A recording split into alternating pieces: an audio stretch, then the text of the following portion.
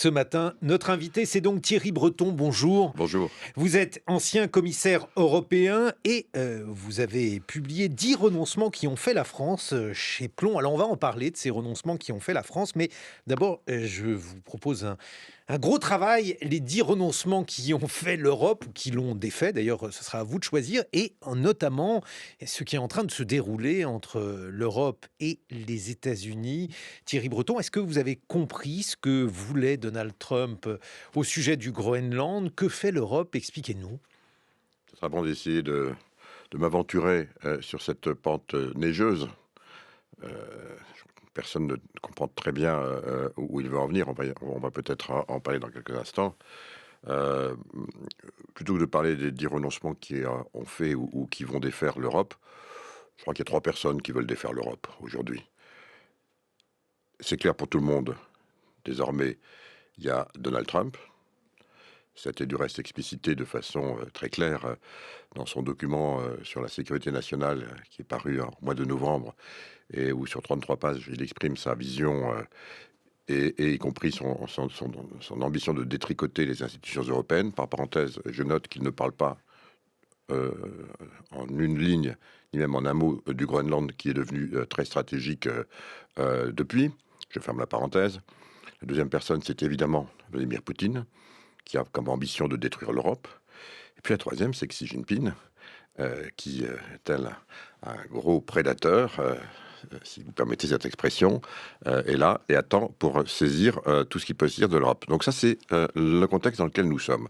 Je le rappelle parce que je crois qu'au cours de cette discussion, si vous le permettez, il faut qu'on ait un fil directeur, tout simplement pour essayer de comprendre ce qui se passe. Je suis d'accord avec vous, ça n'est pas facile. Et donc moi-même, pour essayer de comprendre ce qui se passe, je l'ai réduit finalement à, je dirais, une dualité. Je mets Vladimir Poutine de côté et la Russie de côté, parce qu'au fond, ça fait un moment que, depuis maintenant près d'une quinzaine d'années, qu'il fait tout pour effectivement nous affaiblir et pour essayer de reconquérir les parties perdues d'un territoire dont il estime qu'il lui appartenait. Je fais allusion, vous l'avez compris, à ce qu'il a dit de la plus grande tragédie de la fin du XXe siècle pour lui, c'est-à-dire la perte des républiques soviétiques lors de l'effondrement de l'URSS. Reste donc Donald Trump et reste Xi Jinping. Et là, je voudrais vraiment le dire en introduction, et puis ça va peut-être nous éclairer. Pour moi, ce qui est en train de structurer le monde, de l'organiser, c'est cette conflictualité, ce conflit qui se prépare de façon extraordinairement déterminée, et par la Chine et par les États-Unis. C'est le conflit qui vient. Alors on ne sait pas si ce sera à Yalta, on ne sait pas comment ça va se passer, mais je crois qu'il faut lire les événements, et on va y revenir maintenant sur la question de l'Europe. Il faut lire les événements dans lesquels nous sommes désormais engagés par rapport à cette relation extrêmement tendue. Est-ce qu'elle sera guerrière ou pas? Nul ne le sait, mais en tout cas ces tensions, elles sont extrêmement fortes, elles vont aller croissantes, et chacun, je parle de la Chine et je parle des États-Unis, sont en train de s'y préparer. On va essayer de prendre ça effectivement par ordre, Thierry Breton. Alors si je vous suis bien, les États-Unis de Donald Trump ne sont plus nos alliés. Écoutez, ils sont encore nos alliés au sein de l'OTAN, puisque c'est comme ça que ça s'appelle. L'OTAN, c'est l'organisation de l'Atlantique Nord, qui accueille en son sein 33 pays alliés. Alliés, j'allais presque dire, à la vie, à la mort. C'est-à-dire que si l'un d'entre eux est attaqué, alors tous se sentent attaqués. Et on sait que c'est l'article 5, évidemment, qui stipule ce qui est très important, parce que cet élément qui fait précisément de cette alliance une alliance crainte, y compris en matière de dissuasion. Ils sont encore soi-disant nos alliés, on va y revenir. Pour le reste, j'en ai fait référence, allusion à l'instant, lorsqu'on lit ce document sur la sécurité nationale, et du reste, tous ceux qui l'ont lu, et notamment les Européens, j'allais dire que les bras leur en sont tombés. Il est extrêmement clair que pour la nouvelle administration Trump, les institutions européennes sont devenues un ennemi à abattre. Et je pèse mes mots, un ennemi à abattre. Ils veulent vraiment mettre à mal, abattre nos institutions européennes et, pour ce faire, se servir de nouveaux alliés que sont les partis d'extrême droite européens. C'est extrêmement clairement exprimé dans ce document, qui ont des accointances, des amitiés MAGA. Et donc c'est en se servant des partis d'extrême droite européens qu'il veut effectivement faire effondrer l'architecture européenne. Pourquoi ? pour mieux la vassaliser. C'est extrêmement clair là aussi. Mais est-ce que ça a un sens de conserver l'OTAN sous sa forme actuelle, alors même que, vous le dites, Donald Trump vise les institutions européennes? Alors il y a une distinction effectivement entre les institutions européennes, qui sont encore une fois l'émanation de ce que nous avons créé ensemble, cette architecture, je dirais, extraordinaire et je dirais quasiment post-impériale, dans un monde nouveau de reconstruction de l'après-guerre, basé sur l'état de droit, basé sur le respect des personnes, basé sur, évidemment, en ce qui nous concerne, la libre circulation, et puis une architecture commune, un marché unique, une monnaie commune pour la plupart d'entre nous, donc des institutions qui sont clairement fondées sur l'état de droit, fondées sur le respect des personnes, une certaine vision d'un humanisme, évidemment, et le respect de nos démocraties. C'est un projet très ambitieux, c'est un projet de paix, c'est notre projet européen. Mais évidemment, c'est un projet qui unit quoi? Et qui unit qui plutôt? 450 millions de concitoyens européens. C'est-à-dire, excusez du peu, une fois et demie les États-Unis d'Amérique et 3 fois la Russie. Donc oui, nous sommes donc un très grand bloc, un grand continent, une force humaine, on va dire, en mouvement, même si c'est une force de paix. Ça gêne donc, ça gêne considérablement, effectivement, ceux qui nous entourent et qui ont décidément fait de leur volonté, de leur ambition, eh bien, le fait de nous affaiblir et de nous piller. Alors ensuite, je dis que le reste, vous savez, avec des mots peut-être un peu forts, peut-être pour vos auditeurs ce matin, mais c'est clairement vraiment ce que l'on ressent lorsque l'on discute avec les uns les autres et lorsque l'on voit également leur comportement. Et je crois qu'il faut vraiment qu'on se le dise de la façon peut-être aussi crue que je le fais ce matin à votre micro, parce que derrière, ça veut dire quoi? Ça veut dire que le monde d'avant, il est révolu. Et que donc désormais, et là aussi je vais le dire de façon très simple, mais très directe, nous sommes seuls, nous, Européens. Et je vais même aller plus loin, nous n'avons plus d'amis. Nous n'avons pas d'amis aujourd'hui sur la planète. Nous n'avons pas d'amis, mais nous sommes en train d'essayer de signer le Mercosur, par exemple. Est-ce que ça, c'est une manière d'avoir de nouveaux amis, Thierry Breton? Si ça marchait comme ça, ce serait formidable. Et malheureusement, dans le monde tel que nous venons quelque part de le décrire, ou en tout cas le monde Mhm. que nous venons de quitter, oui, dans le monde que nous venons de quitter, où finalement ce qui dictait les relations internationales, c'était les règles de droit, euh, c'était les règles internationales, c'était le respect de la parole donnée, c'était le respect de la confiance, qui était quelque part la claire angulaire de ce monde que nous avons voulu reconstruire, que nous avons reconstruit tous ensemble, ce monde d'après-guerre. La confiance, évidemment, on voit que maintenant, eh bien, ce terme-là s'est effondré à l'issue de la première année donc de la période Trump 2. C'était peut-être vrai dans le monde d'avant. Aujourd'hui, qui croit encore, à part peut-être quelques-uns, mais ils sont de moins en moins nombreux, aux règles de l'OMC, de l'Organisation mondiale du commerce? Enfin, plus personne. Malheureusement, et je vais le dire là aussi de façon très simple, cet accord, c'est un accord qui date d'un autre âge. C'est un accord qui a été voulu, pensé, il y a un quart de siècle, c'est-à-dire au début des années 2000. 25 ans, c'est une génération. Eh bien, depuis une génération, il s'est passé autre chose sur la planète. Et donc, je suis de ceux qui disent, bien entendu, dans un monde rêvé, c'est formidable de dire on va représenter un marché de 700 millions de consommateurs. Pardon de le dire comme ça, et c'est un ancien commissaire qui parle, on en soupe un peu du marché. Qui représente des centaines de millions de consommateurs. Derrière, ce sont des êtres humains, ce sont des hommes, ce sont des femmes. Moi, je ne pense pas qu'on fait de la politique en parlant de marché. Bien sûr, d'un point de vue économique, c'est important, mais on voit bien que ce qui va structurer maintenant le monde qui vient, c'est des rapports humains, c'est des rapports politiques, c'est des forces politiques. Enfin, je vais aller même un peu plus loin.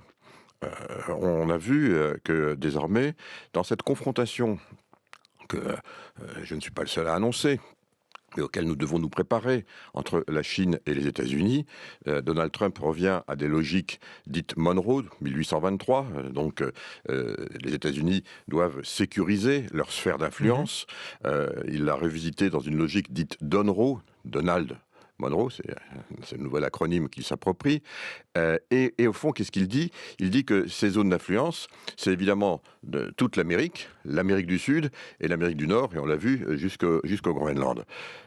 Vous imaginez une seconde que si cet accord devient vraiment bénéfique, ou est présenté, du reste par certains, comme désormais un accord anti-Trump, il va laisser faire les 4 pays qui le composent du Mercosur, en disant il n'y a aucun problème, bien entendu que non.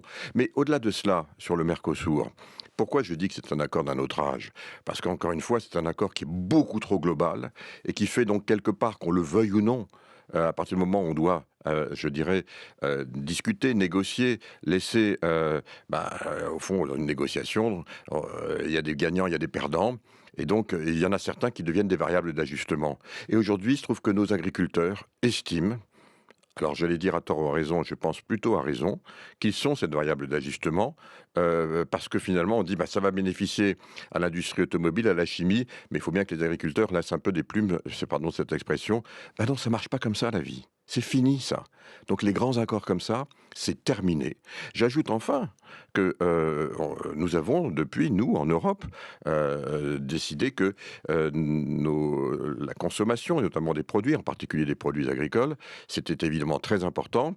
Ça nécessitait de la sécurité d'abord alimentaire, bien entendu. Ça nécessitait aussi, pour produire, évidemment, ce que nous consommons, d'être plus respectueux de l'environnement. C'est notre décision commune. Ce n'est pas la décision, encore une fois, de bureaucrates. C'est notre démocratie européenne qui l'a voulu. Et donc, ça veut dire qu'il faut de la réciprocité, parce qu'évidemment, ça a un coût supplémentaire, un coût supérieur pour produire les produits en Europe que dans ceux qui ne respectent pas ces normes, et notamment ces normes environnementales. Et donc, la réciprocité, c'est important. Et si on ne peut pas mettre en place la réciprocité, or, on peut peut-être la mettre en place, la vérifier, la contrôler avec un accord comme le CETA au Canada, parce que c'est un pays qui est plus petit en nombre d'habitants, 40 millions, et qu'on peut peut-être mieux contrôler. Mais pour je dirais une vaste zone composée de 4 pays de cette nature, plus, dont certains sont absolument gigantesques, je pense en particulier au Brésil, mais pas que, il est évident pour les observateurs, je dirais, sérieux et crédibles, que ces mesures de réciprocité seront, pour beaucoup d'entre elles, vraisemblablement des déclarations d'intention qui seront très difficiles à contrôler. Donc oui, j'ai été, bien que je suis favorable évidemment au commerce, bien entendu, compte tenu de ce que je suis, j'ai été chef d'entreprise, donc je connais Mmh. l'importance de tout cela. J'ai tout de suite exprimé que, tel qu'il était présenté, j'étais contre cet accord, j'estime que c'est un mauvais accord. Et donc, le Parlement européen a décidé, et je trouve que c'est bien, parce que le Parlement européen représente nos 450 millions de concitoyens. Eh bien, il a décidé, à une courte majorité, c'est vrai, de vérifier si la façon dont ceci a été discuté était compatible avec notre démocratie. Il y a des doutes, et je pense qu'ils ont raison de se poser ces questions. C'est maintenant, désormais, à la Cour européenne de justice de trancher dans 18 ou 24 mois. Autre ennemi dont il nous faut parler, Thierry Breton, Vladimir Poutine. Et il y avait dans la revue de presse internationale de Catherine Dutu la situation à Kiev qui empire aujourd'hui. Là aussi, qu'est-ce que l'Europe doit faire, sachant que le bras de fer est largement engagé aujourd'hui entre les États-Unis et l'Europe à ce sujet, au sujet de l'Ukraine? Bon, je suis comme beaucoup absolument pas surpris du fait que quand Donald Trump parle, et pour revenir aux premières questions de notre entretien, euh, quand il parle, on ne suit toujours pas complètement Mmh. la logique de sa pensée. Euh, je ne suis pas méprisant en disant cela, je suis uniquement factuel. Il y en a un qui applaudit, c'est Vladimir Poutine. Et surtout si ça affaiblit l'Europe. Ça devrait nous rendre un peu suspicieux, notamment sur les intentions de l'un et je dirais plus certains des intentions de l'autre. Bien souvent, en ce qui concerne l'Europe, on vient de le dire à l'instant, elles se rejoignent. Vladimir Poutine, c'est une autre démarche, évidemment. C'est une démarche qui est une démarche territoriale. Alors, il y a évidemment des démarches d'influence, et comme Donald Trump, il s'appuie lui aussi sur des partis politiques européens, des partis politiques essentiellement, donc on le sait, d'extrême droite, pour affaiblir l'Europe. Et on voit bien cette tenaille aujourd'hui dans laquelle l'Europe est prise entre les États-Unis et la Russie. La Russie, évidemment, c'est, je dirais, une façon de reconquérir des territoires avec un mode opératoire que l'on connaît, hélas. Il a été déjà mis en œuvre dans les anciennes,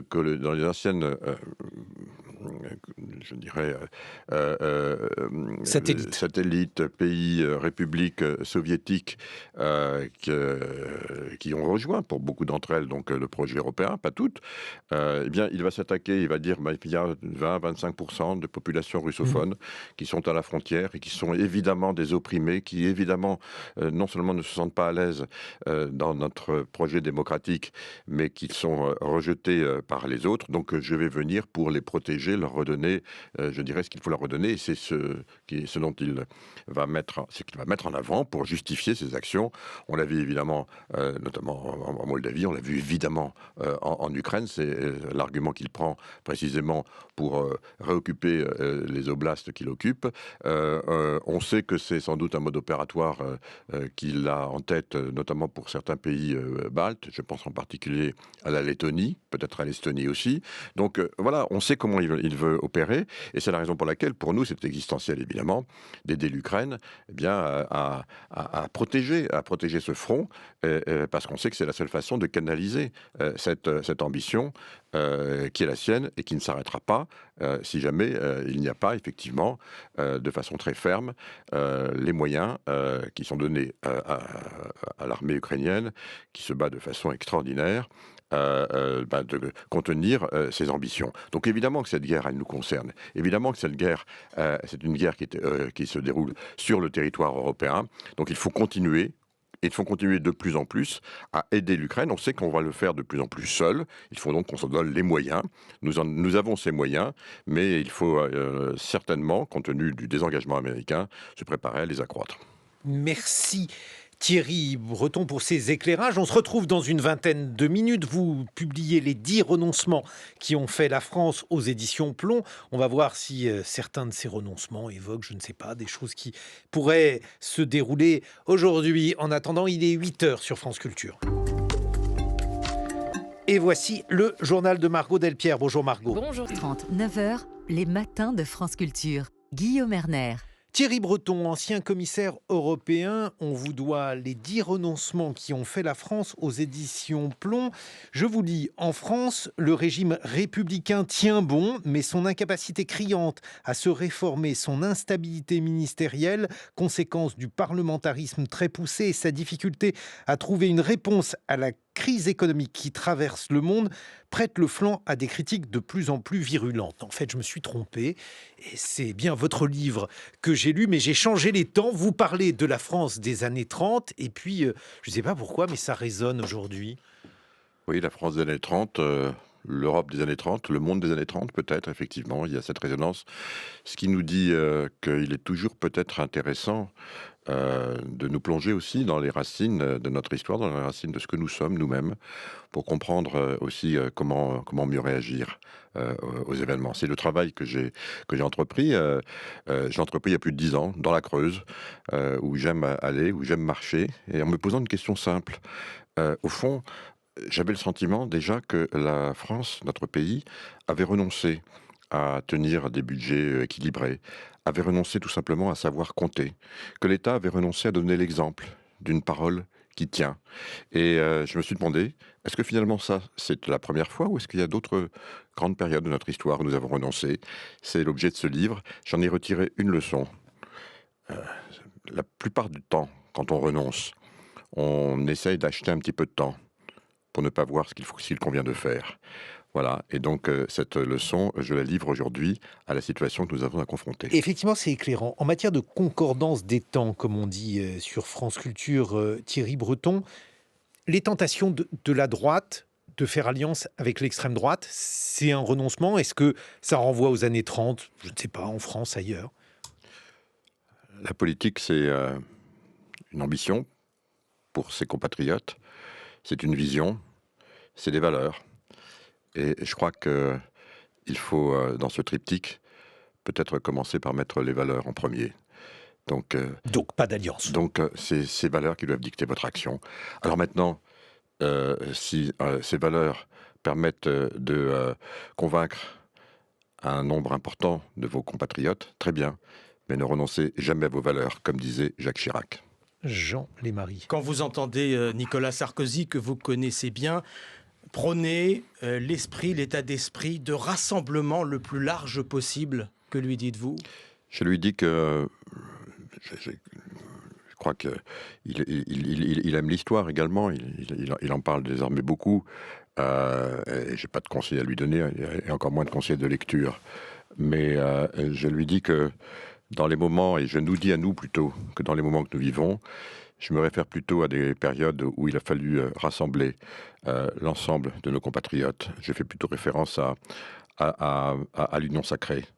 L'Union sacrée qui a rassemblé les Français en 1914 autour de Georges Clemenceau, parce que la France était dans une situation extraordinairement périlleuse, tous bords politiques. Je préfère plutôt employer le terme d'union sacrée, parce que je pense que c'est plus conforme à ce que nous vivons. Je sais que tout parti politique confondu, vous savez que j'ai été interdit de séjour, je suis interdit de séjour désormais aux États-Unis, parce que j'ai porté des lois pour réguler notre espace informationnel, pour protéger nos enfants dans cet espace où ils passent, hélas, plus de 4 heures par jour, pour protéger nos démocraties. Ça n'a pas plu aux grands groupes américains de la tech, et je suis désormais interdit de séjour aux États-Unis à cause de cela. Au-delà de mon cas personnel qui n'a que peu d'importance, c'est évidemment notre démocratie européenne qui est concernée. Et voyez-vous, j'ai été très surpris d'avoir des manifestations tous bords confondus, parce qu'ils se sont sentis eux-mêmes peut-être blessés, concernés. De Jean-Luc Mélenchon à Bruno Retailleau, ça s'est arrêté là. Hein. Je n'ai pas eu de message ni de M. Zemmour, ni de Mme Le Pen, mais tous ont manifesté, je dirais, à travers ce qui m'est arrivé, encore une fois, je le dis, qui me dépasse ma personne, ont manifesté le fait qu'ils se sentaient blessés et qu'il fallait résister par rapport aux valeurs qui sont les nôtres, qui sont des valeurs républicaines. Jean Lémarie. Vous citez Marine Le Pen. Il y a quelques mois, face à la crise ministérielle, parlementaire que nous vivons, vous avez dit à la télévision lors d'une interview: il est peut-être temps d'appeler le Rassemblement national, premier groupe de l'Assemblée à Matignon. Est-ce que vous le dites toujours, Thierry Breton? Ce n'est pas exactement ce que j'ai dit. Je sais, M. Lémarie, que vous êtes extrêmement attentif. J'ai dit très précisément que dans la période que nous vivons, qui est une période où l'Assemblée est divisée, je fais référence, là encore, à un moment historique. C'est un peu peut-être ce qui me caractérise en ce moment par rapport aux situations que nous vivons. J'ai fait référence à 1986, première cohabitation, où l'Assemblée était déjà divisée, il n'y avait plus de majorité. François Mitterrand, sentant que le Parti socialiste allait perdre les élections et donc perdre l'Assemblée, avait du reste, on s'en souvient, décidé de mettre de la proportionnelle qui avait permis à une trentaine de députés de Front National, à l'époque on l'appelait comme ça, de rejoindre les bancs de l'Assemblée pour diviser, là encore. Et c'est très, très curieux parce que François Mitterrand ne voulait absolument pas de Jacques Chirac. J'étais là moi-même, à l'époque, l'un des conseillers les plus proches de René Monory, donc j'ai vécu cette période de façon très, très, très directe. Il ne voulait pas Jacques Chirac. C'était vraiment pour lui, c'était vraiment le mouton noir. Et donc il a tout fait pour ne pas l'appeler à devenir Premier ministre, alors que le Rassemblement national était le premier parti. Et donc, il a fait des tergiversations. Le RPR à l'époque. C'était le RPR, effectivement. Il a commencé par essayer d'appeler, tenez-vous bien, Giscard d'Estaing. Et puis, il a essayé d'appeler Simone Veil. Et puis, ça n'a pas marché. Et puis ensuite, il a essayé de rappeler Raymond Barre. Ça n'a pas marché. Il a même pensé à Alain Peyrefitte. Et il a pensé également à Jacques Chaban-Delmas. Et finalement, désespoir de cause, vous savez ce qu'il a fait? Eh ben, il a appelé le président du premier parti représenté à l'Assemblée. Je n'ai fait que cette référence uniquement pour dire quoi? Pour dire qu'il y a des moments où il y a des logiques qui s'imposent. Ça ne veut pas dire, encore une fois, que le président du premier parti de l'époque, c'est-à-dire Jacques Chirac, était certain de créer une coalition pour pouvoir gouverner. Il a réussi avec, à l'époque, l'UDF, et ça a fonctionné. Je ne dis absolument pas que ça se passerait comme ça dans une chambre qui, il faut le dire et le constater, a comme premier parti le Rassemblement national. Je faisais uniquement référence à ce petit moment historique qui peut peut-être nous éclairer sur la difficulté des temps que nous traversons. Je vous propose de passer des renoncements français aux renoncements européens. Thierry Breton, vous avez évoqué nos trois ennemis, disiez-vous, Donald Trump, Vladimir Poutine, Xi Jinping. Xi Jinping, là, notamment l'industrie chinoise et ce fait tout à fait surprenant aujourd'hui. L'industrie automobile chinoise a pris une longueur d'avance très importante en matière d'automobile électrique. Est-ce rattrapable selon vous? Est-ce que il va falloir classer l'industrie automobile parmi les renoncements européens? C'est une question vaste. La Chine avait beaucoup de retard, pratiquement dans tout. Jusqu'à la fin du XXe siècle. Et puis, début des années 2000, la Chine s'est relevé les manches, si je puis dire, et progressivement est devenue ce qu'elle est aujourd'hui, c'est-à-dire l'usine du monde. Plus de 35% de la base manufacturière industrielle est désormais implantée en Chine du monde, hein, j'entends. Et donc, la Chine rattrape son retard, dépasse, et de façon extrêmement déterminée, de façon très, très, très précise et consciencieuse. La Chine était très en retard dans l'industrie automobile. Nous étions les meilleurs du reste dans tout ce qui concerne les moteurs thermiques, y compris les plus performants et progressivement, on l'espère, les moins polluants. Et là, la Chine avait un retard considérable.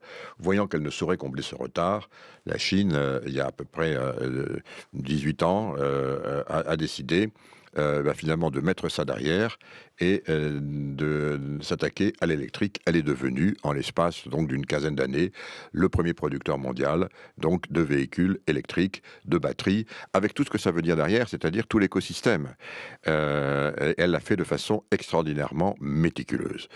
Et puis nous avons décidé nous-mêmes que nous voulions aller, donc c'est une bonne chose évidemment, vers la décarbonation.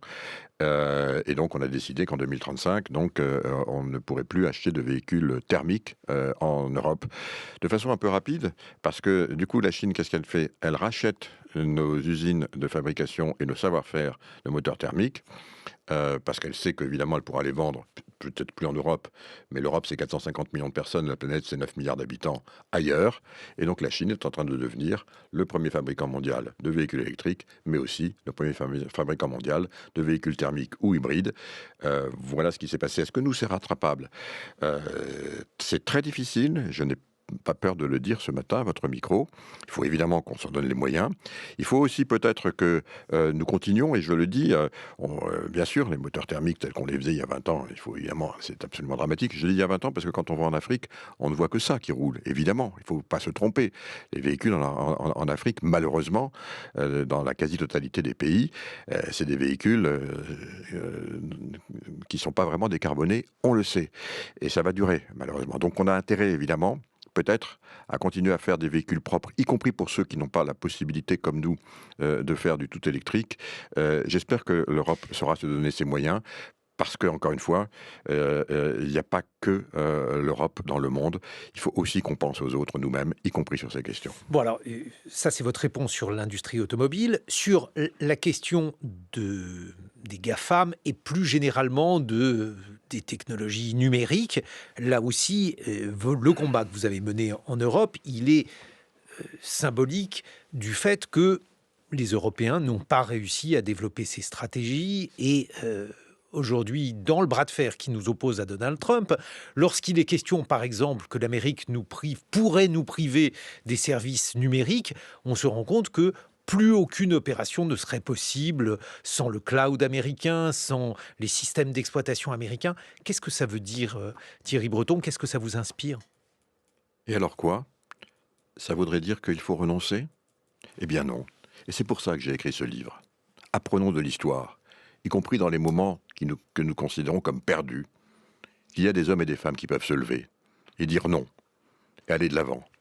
Et je suis de ceux qui pensent que, précisément, il est temps, pour réagir à cet état de fait, cet état de dépendance, cet état de vassalisation, que nous mettions de façon très claire Et je le suis en train de le faire, je tiens à vous le dire ce matin à votre micro, puisque à l'issue de ce qui m'est arrivé, il y a eu beaucoup de Mmh. manifestations. J'en ai parlé beaucoup également de femmes et d'hommes, de citoyens, pas uniquement français, européens, qui se sont manifestés auprès de moi. Et j'ai créé un petit groupe et on est en train de travailler pour essayer de voir précisément, de lister toutes nos dépendances et de voir ce qu'il faudrait faire, ce qu'il faut faire, et c'est faisable, pour l'une après l'autre, les combler.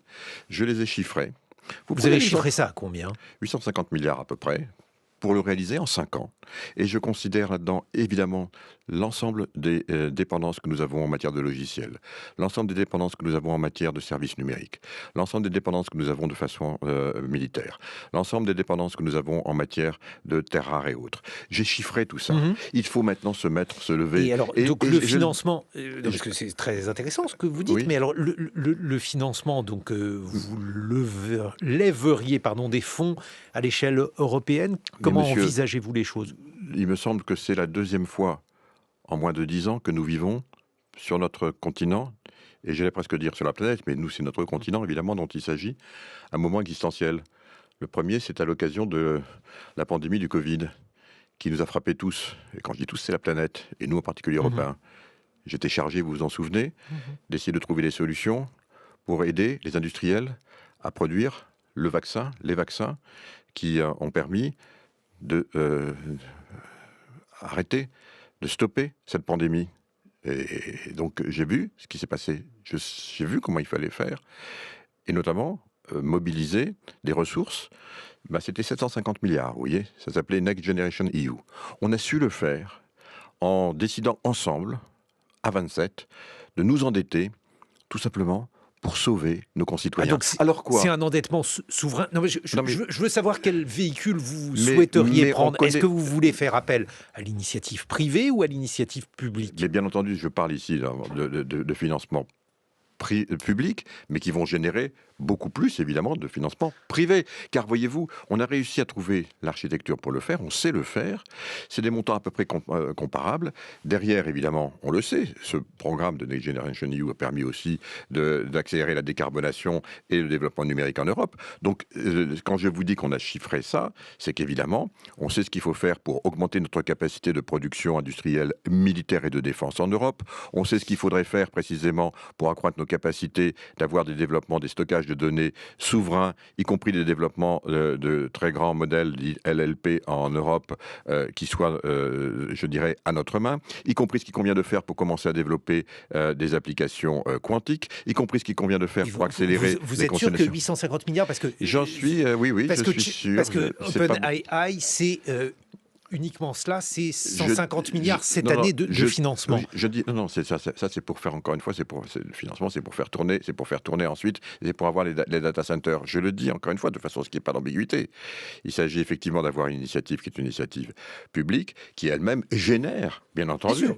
de façon très significative, les investissements privés. Mais ce que je peux dire de façon très claire, c'est que c'est la façon de travailler ensemble désormais en Europe, d'avoir une capacité peut-être à 10 ou 15% de supporter des projets en amont qui forcent les pays européens et les entreprises à travailler ensemble. On l'a fait dans le domaine de la défense, il faut le faire dans d'autres domaines que nous jugeons stratégiques.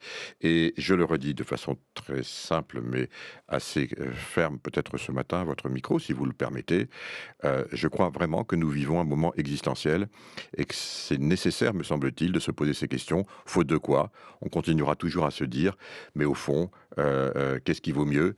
Continuer encore un moment, monsieur le bourreau, et puis accepter la vassalisation, ou tout simplement, dans ce choc frontal dont je parlais tout à l'heure entre les États-Unis et la Chine, eh bien, avoir cette troisième voie, cette voie que nous représentons nous les 450 millions d'Européens, c'est-à-dire notre autonomie, notre souveraineté, notre indépendance.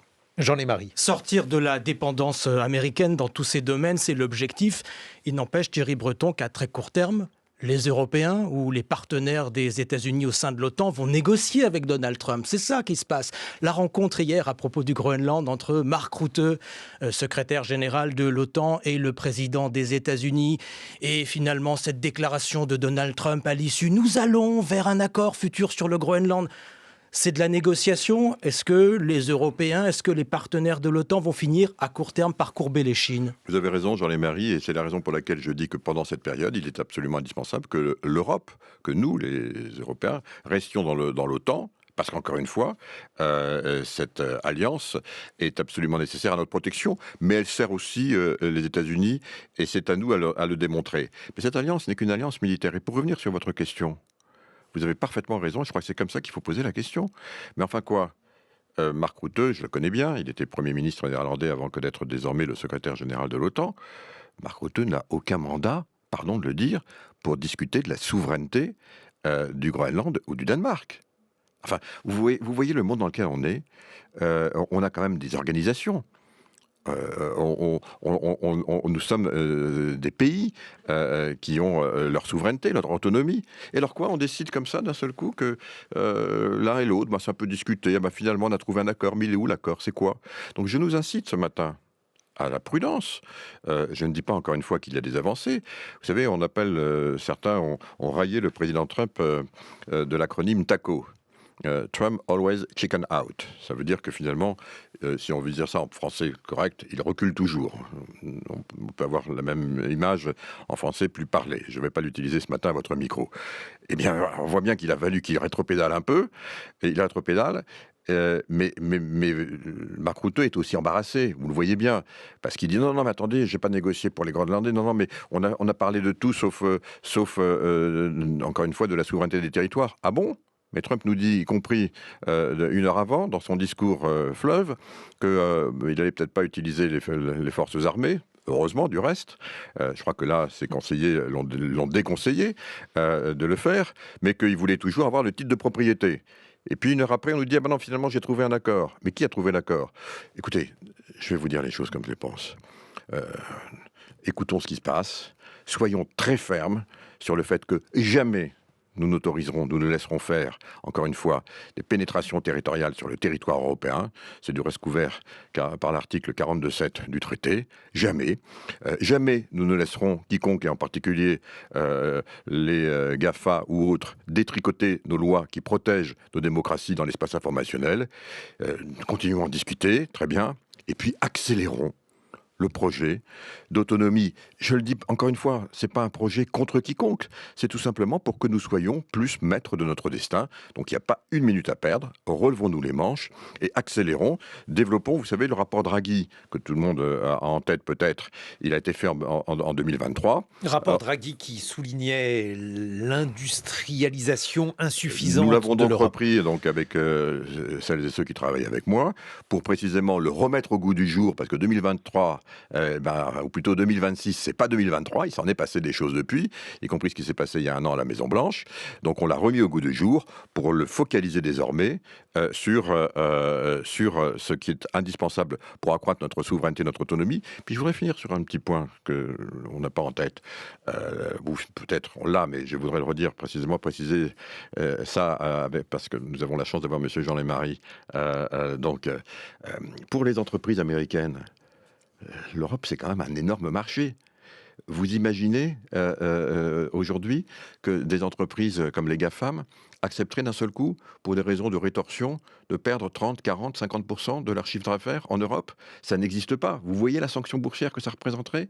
Et si jamais même c'était comme ça, mais vous savez ce qui va se passer? Mais à ce moment-là, dans ce choc dont je parlais tout à l'heure, frontal entre les États-Unis et la Chine, mais les services chinois vont venir frapper à notre porte immédiatement et les Coréens avec. Donc il y aura des substitutions. Donc voilà le monde dans lequel on est. Regardez hier ce qui s'est passé lorsque nous avons vu l'acronyme TACO à l'œuvre. Trump always chicken out. Le Dow Jones immédiatement a repris 6%. Mais voyez-vous, ce petit 6%, qui est énorme, c'est pas petit 6% sur le Dow Jones, croyez-moi, ça a fait réfléchir les conseillers de M. Trump. Donc restons ce que nous sommes, accélérons, on sait que ça prendra 2, 3, 4, 5 ans, notre autonomie stratégique, ayons le leadership aussi pour le faire, et nos institutions européennes aujourd'hui, c'est pas moi qui le dis, c'est les observateurs, n'ont pas assez ce leadership, il faut donc sans doute accroître ce leadership, et puis peut-être qu'on évitera le 11e renoncement qui n'aura pas d'effet l'Europe. Bon, vous étiez sur les 10 renoncements qui ont fait la France. Thierry Breton, comment on en est arrivé là? C'est aux éditions Plomb, mais on a compris que vous vouliez écrire la suite au sujet de l'Europe. Merci de nous avoir accompagnés. Thierry Breton, ancien commissaire européen, ancien dirigeant d'entreprise. Dans quelques secondes,